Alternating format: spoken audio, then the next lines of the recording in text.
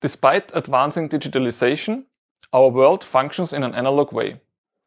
This is also how humans perceive analog sizes with their senses. Thus, in order to establish an interface between digital systems and the environment, or us humans, building blocks are needed that convert digital values into analog quantities. In analogy to analog-to-digital converters, there are therefore also digital-to-analog converters, or DACs for short.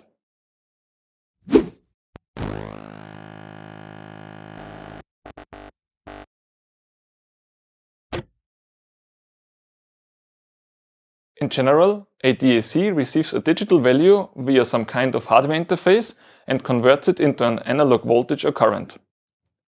There are several ways to do this, which, just like with ADCs, cause different types of errors.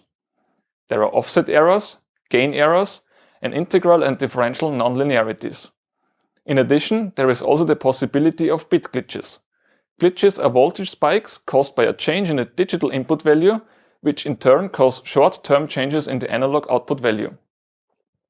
If you want to learn more about the different error types of ADCs and DACs, just watch our video on ADC basics.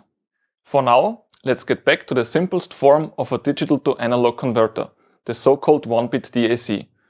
It is simply a switch which connects either ground or the reference voltage to the output. Therefore, the output could be, for instance, 0 volts if the input is logical low, and the reference voltage if the input is logical high. Of course, one can say that two representable output voltage levels are not very satisfying. If you want to increase the resolution by setting several output voltage levels, you could simply divide the reference voltage by a voltage divider and switch the corresponding intermediate voltage levels through to the output. This concept, called addition of equal voltages, is the simplest way to create a DAC with a higher resolution. This DAC topology is also called string DAC.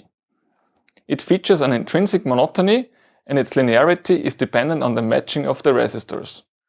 Unfortunately, it needs 2 to the power of n resistors, and its resolution is therefore very limited, since a lot of resistors need a lot of chip area and cause several other problems.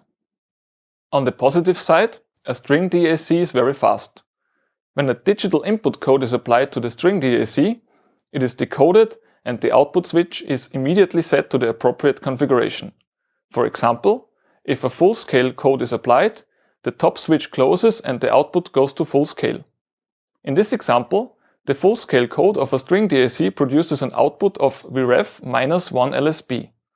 LSB is the acronym of least significant bit and describes the smallest output change that can be resolved by the DAC. Note in this example that the tap point for full scale is after the first single resistor, giving an output voltage of 7/8 of Vref. When a digital 0 code is applied, the lowest switch is closed and the output goes to 0. Ideally, each resistor in the chain produces a voltage drop of equal to 1 LSB. In a simple string DAC design, there is one pair of a resistor and a switch for each code that can be applied to the DAC. For this reason, the number of resistors and switches in the string DAC design increases exponentially with increasing resolution. Since matching resistors to the number of bits is not very practical, achieving good differential and integral nonlinearity performance from a string DAC depends heavily on a good device matching in the IC layout. In general, string DACs have the worst linearity of all precision DAC architectures. The input impedance for the reference node is usually high due to the amount of resistors in the string. This makes most string DACs low-power devices, but this comes at the price of increased noise at the DAC output. Let's look at an example with a 3-bit string DAC. Let us assume the code written into the device is 5 or 101 binary. We first close the switch associated with the binary 101. Calculating the voltage at the non-inverting terminal of the amplifier then becomes a simple resistor divider equation. Finally, we get a final value of 5/8 of the reference voltage. The output buffer in this example features a gain of 1 and is only there that the output does not load the voltage divider and thus falsify the output voltage. A look at the 3-bit DAC transfer function shows that our calculated response matches the ideal function. As we have already indicated, the difficulty of matching the resistors means that string DACs do not give the best integral nonlinearity and differential nonlinearity performance compared to other DAC topologies. Offset, full scale, zero code, and gain errors depend primarily on the output of the amplifier following the resistive ladder.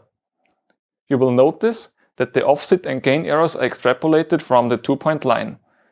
This means that we measure the output at some codes above zero and some below full scale, draw a line between the two, and then extrapolate the values for zero and full scale. We use this extrapolation instead of the actual zero or full scale codes due to the nonlinearities caused by the amplifier's headroom. One advantage of the few switches in the resistor ladder that change at the same time is that it creates only low transient disturbances and therefore hardly any glitches. Unfortunately, the noise performance is not particularly good. The effective resistance of the ladder causes a lot of noise in the system compared to other architectures. String DACs can also be cascaded to avoid using 2 to the power of n resistors.